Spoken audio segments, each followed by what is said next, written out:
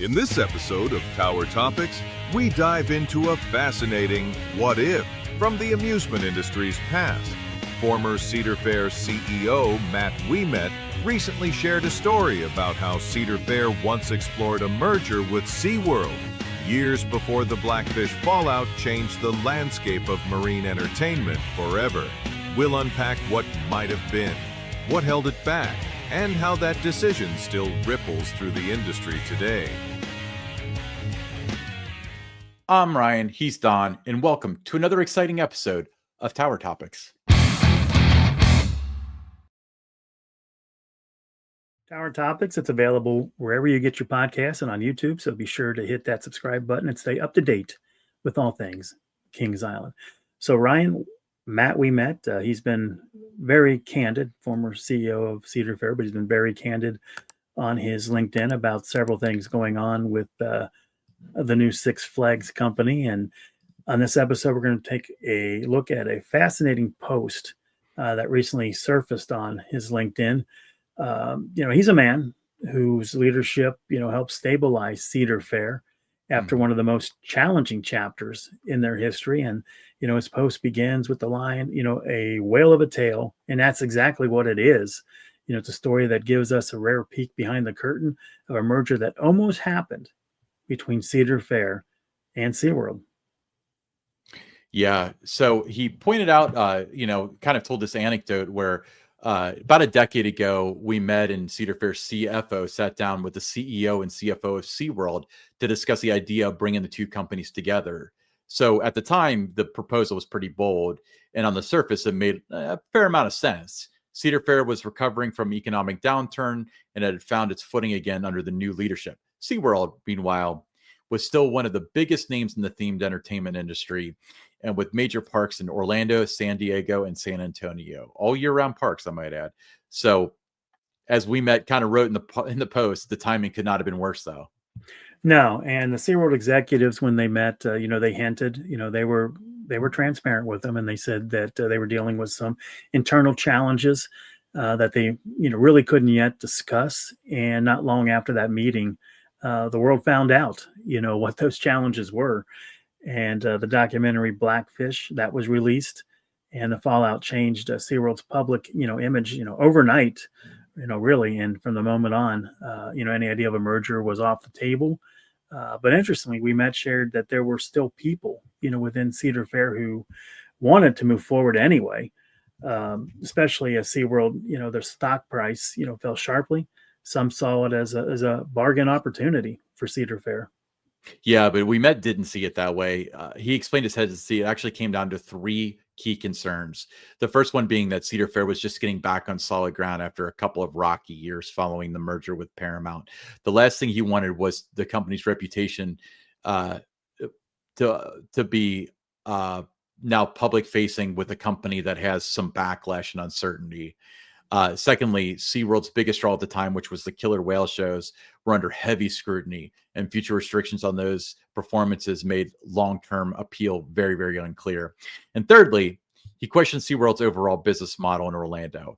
As he put it, their park there survived off a parasitic relationship with Disney and Universal, meaning they were essentially the third stop for tourists who might already have spent their time and money elsewhere.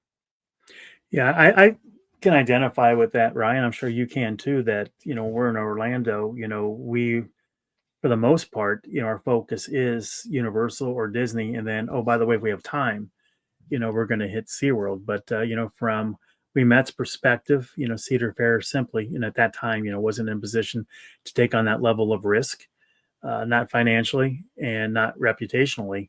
But years later, though, the opportunity would come up again. Cedar Fair's primary investor, they approached Cedar Fair multiple times with offers to discuss a merger. I worked there at the time when these kind of things were popping up. We would always get the memo, disregard it, business as usual and stuff. But each time, Ouimet said they didn't find the proposals, economically, rational for them to do that. And perhaps more importantly, they saw too many cultural differences, between the two companies. Yeah, true. But what made Ouimet's post especially interesting is that he ends with a note of kind of regret. He said, looking back, he wishes he had the courage to take the leap before the private equity stepped in and took control of SeaWorld. In his words, the merger would have rounded out Cedar Fair's portfolio, giving the company several high-quality year-round parks, something Cedar Fair still doesn't have a lot of. And he added, it might eliminate the appeal of merging with Six Flags, an idea that was floated around the industry for years.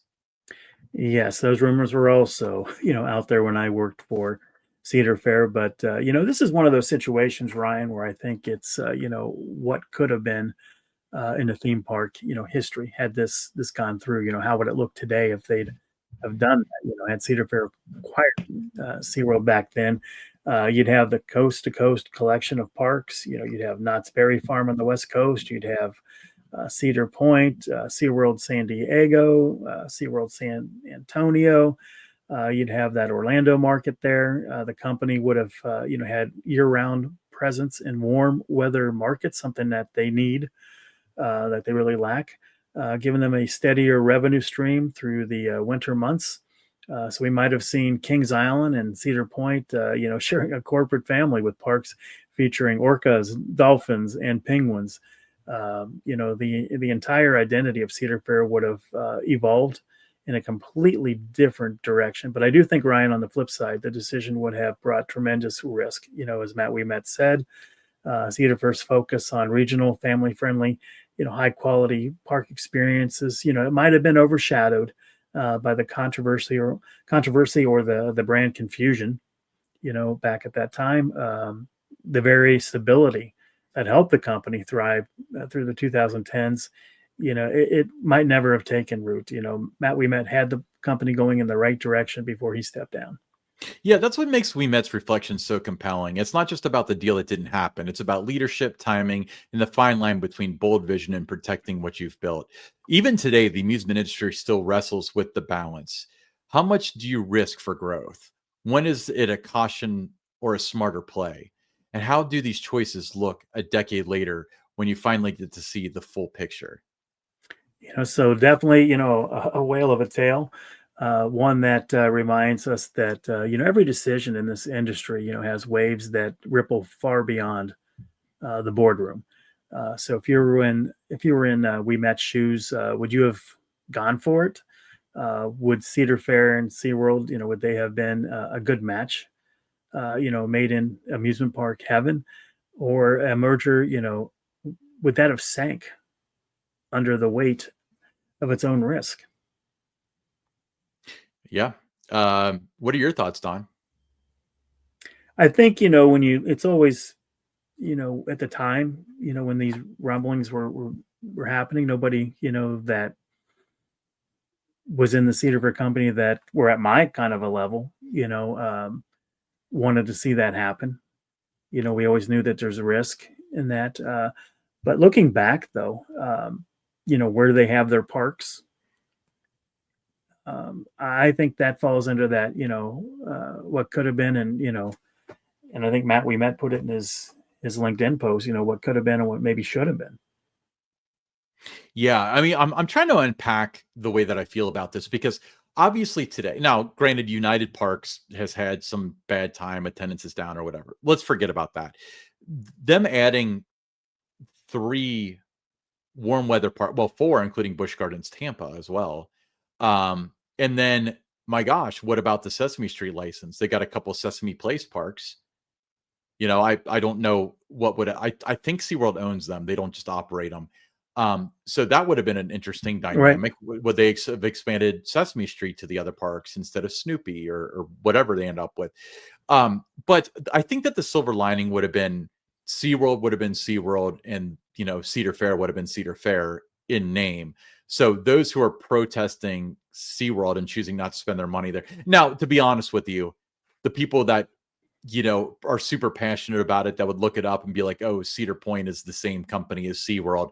That's few and far between. But the people that just openly chose not to attend SeaWorld probably wouldn't have identified the fact that Kings Island, Cedar Point, and the likes were part of the same company. So I think that SeaWorld parks might have drug them down a little bit. But in the end, they would have had 4 parks that were drawing in revenue during Oh Q1, yeah. Yeah, I think Q4 and that would Q1, have you been a know? huge thing. Exactly. To get San Antonio, get Orlando, get San Diego. I think that would have been huge for them. I don't think that, right now everybody knows that Cedar Point, Kings Island, and the other ones, that they all know they're part of the Six Flags company. That's been very clear.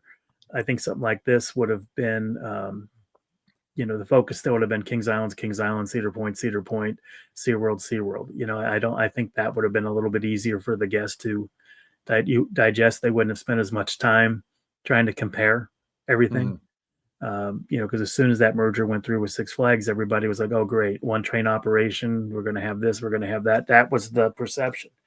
Right when that was announced by the guests. I think if this had happened, it just would have been, "Oh, that's cool." Is our pass good at SeaWorld parks now? I think that would have been the way it went. But it's fascinating. I like the fact that he's been very candid. He's been very open.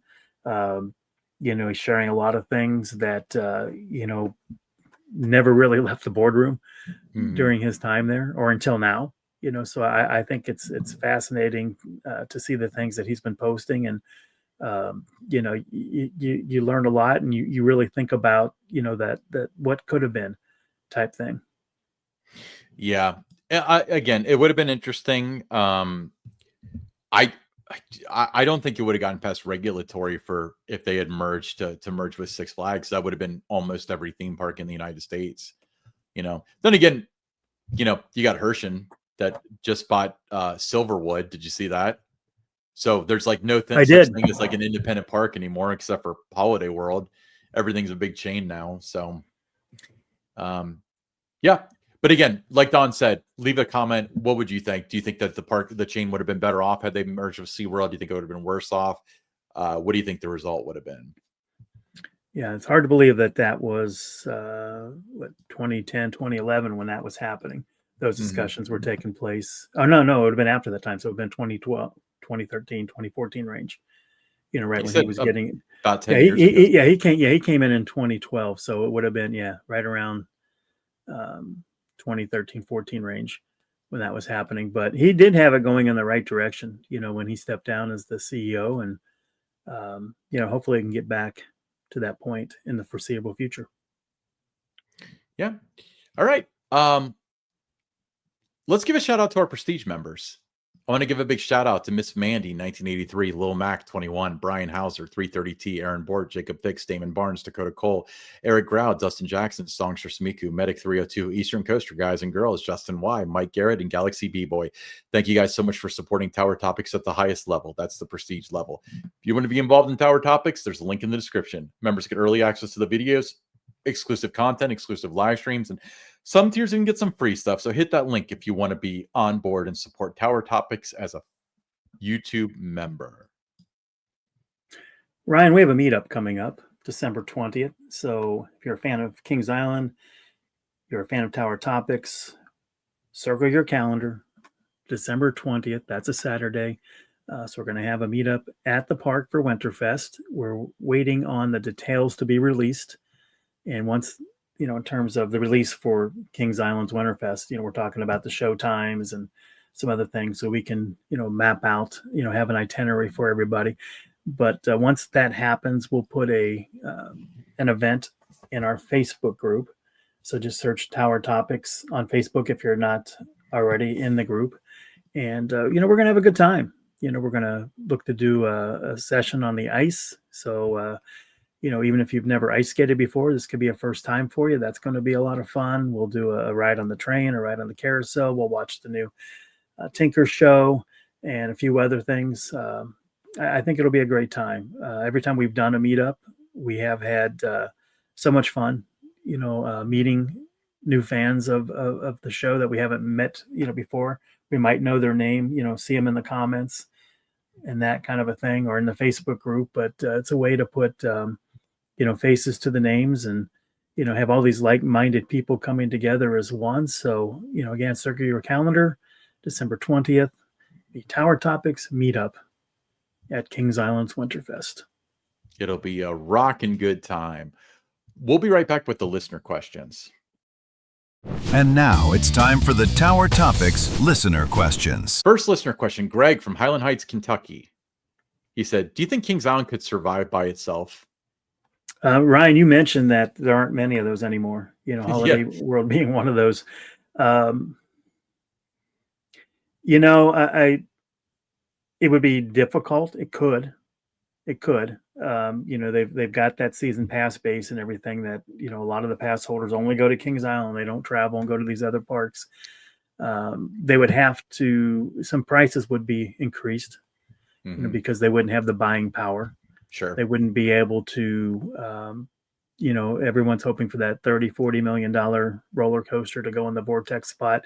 It'd be very hard to get that. Your buying power as an individual park is not what it would be if you were part of, the Six Flags, company, or you were with SeaWorld, that type of a thing. You wouldn't have that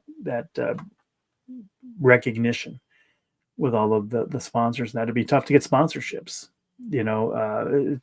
You just have Kings Island. So if you're, say, Snickers, does that interest you? Do you want to get in 40 parks, or do you just want to get in one? So there's not a lot of value for you if you're a standalone park like that, to be a sponsor. So there's a lot of things that would make it challenging, but with the right ownership, the right management, the right operations, everything, it could be successful. But you'd have your competition in the area. It would be tough. I mean, you would be again competing with Cedar Point, as you did for many years before the merger with Cedar Fair. You're competing with Dollywood, who wasn't what Dollywood is today, back in the Taft days when it was pretty much, Kings Island, and they had Carowinds, and then Kings Dominion. So it would definitely, be a competitor there. Holiday World, strong competitor for you. Kentucky Kingdom, strong competitor for you. You're going up against Kennywood. So to get people from outside of, the 513 area code to come to the park, I mean, you're competing with some of the, the more established, parks, and parks with deeper pockets than you would have. So I don't know. What do you think, Ryan? I think that, the park, the size that it is today, is like a whole economic lesson. But what I will tell you is, just look at Holiday World as an example. Holiday World's well run. But if you look at it, their investments are always spread out. When was their last major investment? It was Thunderbird 10 years ago. They had Good Gravy, but that was a single digit million, not 1 million, but in the single digits of $1 million project. You would see more stuff like that because, as you mentioned, there's less buying power, and you have to amortize these huge purchases over a longer period of time to make them justified. So that's what you would end up seeing. Now, the reality is there's not a world where that would happen, because even if Kings Island opened independently, it would have been bought by somebody by now in the past 50 something odd years. So yeah, exactly. With it's in a good location, though. It's in a great location. It's got a good, solid, loyal, passionate fan base. But those fans would have to be willing to spend more money, to make it successful if that ever happened.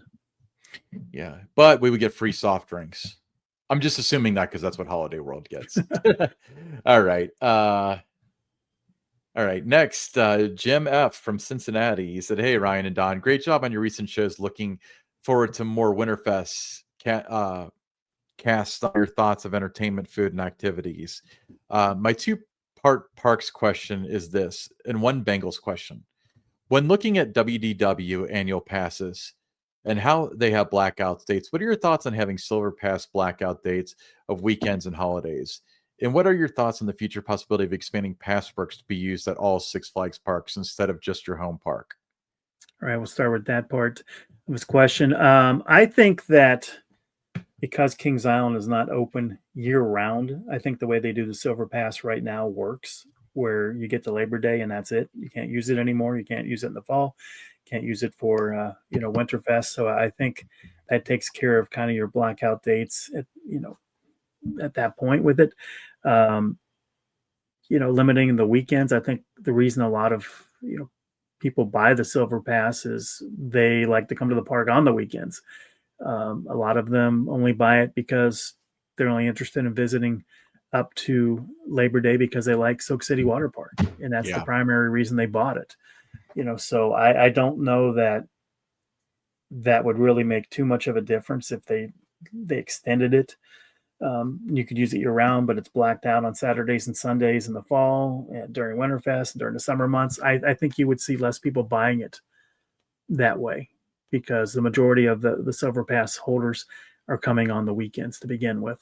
But Walt Disney World, they're open year round.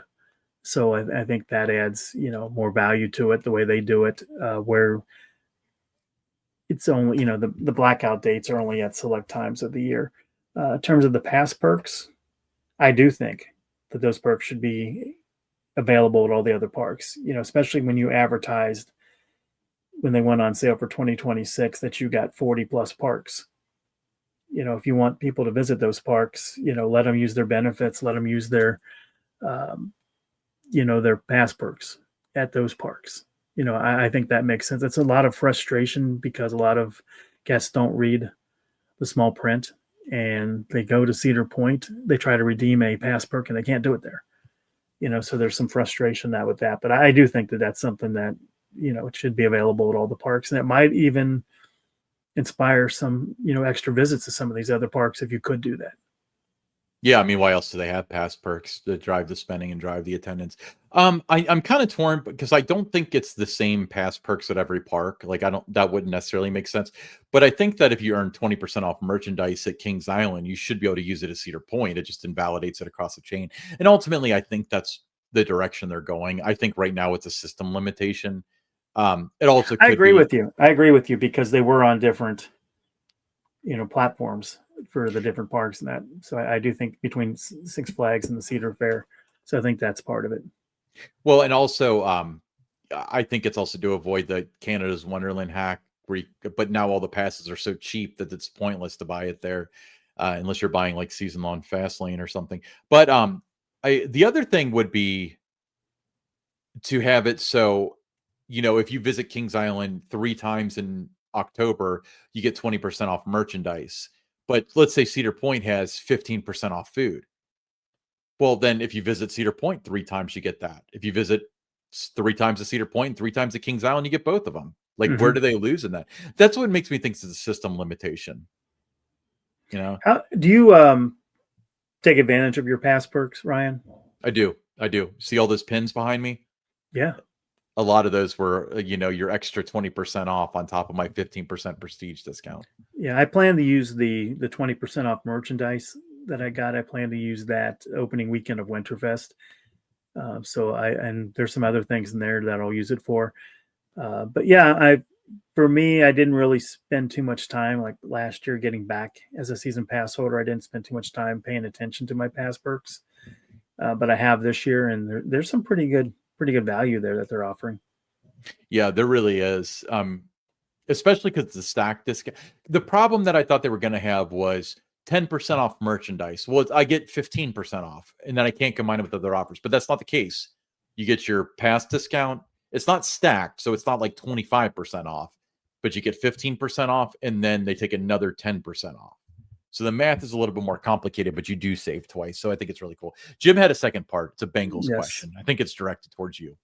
All right. So what are your thoughts on the Bengals season halfway through the season?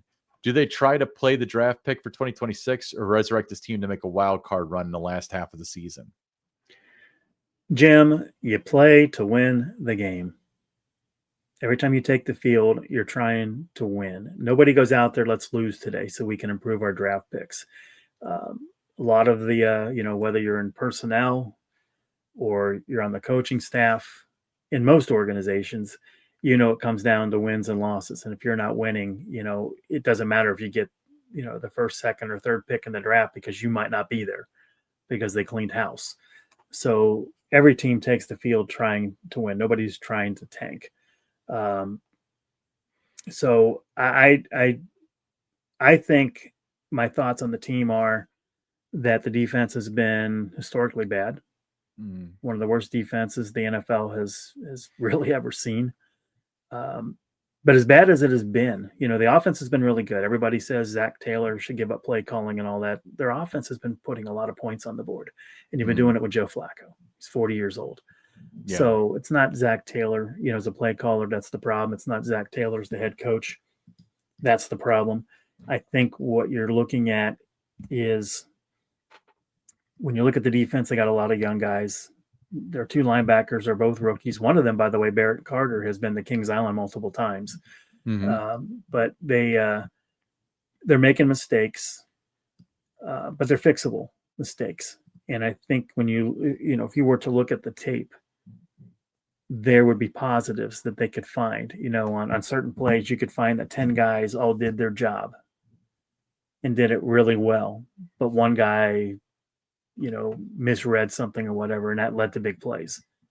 So they're a lot closer than people think to having a really, not a great defense, but a better defense.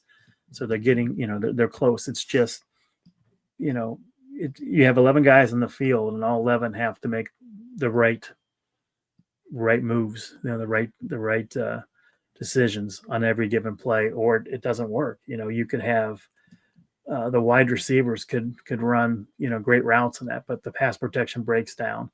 And even though they're open, they can't get the ball to them. Or they have great pass protection, and the receivers aren't, getting that separation from the defensive backs, and they can't complete the pass. So there's so many things that have to go right for you on every single play to make it work. And if you have one breakdown on either side of the ball, it's a problem. And the breakdowns have come on defense, but I do think they're correctable, and I do think they'll have a good finish to the season. And, it's going to be an uphill battle to get to the playoffs. The only way they're going to be able to do it is to win their division. They're a couple games out of first place right now. Not a lot of games left to go. So they pretty much, maybe can afford one more loss the rest of the way. And they're saying that Burrow might be back by Thanksgiving. I think that's a little optimistic, but yes, he's feeling good. Feeling good. Throwing the ball and practicing now this week as we record this. So, we'll see. That would be Thanksgiving night against the Baltimore Ravens. That would definitely be a must-win game. They'd have to have that. So we'll see. Yeah, I'd love to see him come back and pull it together. Joe Flacco, I think, has served us well. I think he's done as well as he's going to do for his age. And that's speaking from somebody that's older than Joe Flacco, full disclosure. But he's played well. I think the offensive line, it has needed work for decades now. But you're right. I mean, the offense is putting up points. The defense is not performing. If they can fix that defense, then it's going to be a very competitive team. Yeah, and the guys they have on defense, a couple of them, the young guys, they're in their first, second, or third year. They have a ton of potential upside. So, and they're all correct. The things they're doing, it's all correctable. It's not because they don't have the skill. It's just things that they have to, look at the tape and, make those corrections. And they did have moments this year where they played pretty well. At the beginning of the year, they weren't scoring points, and it was the defense that was holding them in games. So they've had moments this year where the defense has actually played better than the offense. Greg from Mainville, Ohio said, recently received a survey today from Kings Island. I suggested to them adding another indoor restaurant. Maybe add a White Castle to the park. The park has Skyline and La Rosas. Would a White Castle work at Kings Island? Take care. Hope to see you at Winterfest. I am adamantly opposed to adding, some of those restaurants, a White Castle or something else, some of those kind of, national brands in that. I think when you go to a place like Kings Island, one of the things you want to do is have things that are unique to Kings Island. You can only get at Kings Island. I would not be opposed, if Skyline was replaced with something else and Kings Island did their own kind of chili, with three ways and cheese cone. They could do it, the Roses, some of the things they make, like the flatbread pizza and that's available select times of the year, really good, something they could offer all season long, something that when you think about it, you do think La Roses, you do think Kings Island, but not necessarily Skyline. White Castle, you wouldn't. So I think there's to me, I would not add something that's out there that you can get on the street somewhere. I would want something that's unique to Kings Island and something that they could do really well. My only thought is that you would try to recreate the magic that you have with La Rosa's. La Rosa's is Cincinnati. Cincinnati is La Rosa's. So having, a La Rosa's in Kings Island makes perfect sense. I agree with you. I don't think Skyline. It's because every park is synonymous with pizza. Thanks Kings Island. So that's why the La Rosa's thing is so strong. But I think Skyline is so polarizing that not a lot of people go to the park specifically and they want to get the Skyline that are out of towners. But if we were going to go, first of all, I completely agree that they need a sit down restaurant because Yes. have you seen the brew house when it rains or when it's busy or whatever? But if they were going to go that route, I don't think a White Castle would be a great idea. They would have to install more ventilation into the park, let's say.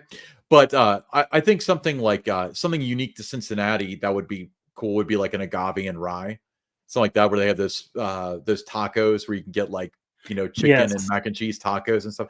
I think that would be cool. But I'm with you. If they were going to have a sit down restaurant, my first choice would be for the park to develop its own stuff.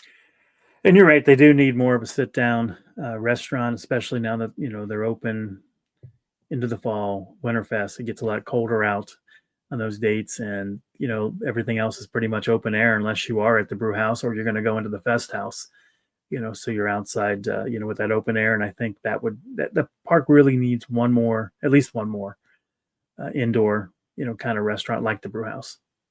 Like a grand pavilion over the main entrance, replacing the internet. You keep talking about that. I keep saying that the location's not great because when you're in the back of the park, the last thing you want to do is walk all the way back to the front if it's lunch or dinner time. So you're going to go to the brew house, you're going to go to Jukebox Diner, you're going to go to Skyline, something like that. But at the same time, I think there's opportunity there, and if you didn't build it over the front gate, which is your wish, you do have a couple of rides that you could remove in Action Zone. You could take out, Timberwolf or whatever, and you could put something, like they have at Cedar Point, with the pavilion. You could put something like that there that's, massive, can hold a lot of people, high capacity. I think that would be something that the park really needs. To me, I think they need that more than a replacement for Vortex. Oh, yeah, I completely agree. Now, the thing that makes Cedar Point's pavilion so special is its view of the park and the water. That's why I think it's so important to have it over the entrance so you get that panoramic view of International Street and the view of the parking lot, I suppose, the tennis center. But I think that, again, like if they've got rooftop bars and they see people up there, I think it'll draw people in. And I think that's going to combat the issue that they had in the past of, not enough traffic on International Street. But then again, like Grain and Grill is up there too. Grain and Grill is never that busy, and that might be the reason for it. But Skyline was kind of busy. So I don't know. I do think, but like I said, it's something that I feel the park needs another indoor sit-down restaurant much more than they need another major roller coaster. Yeah.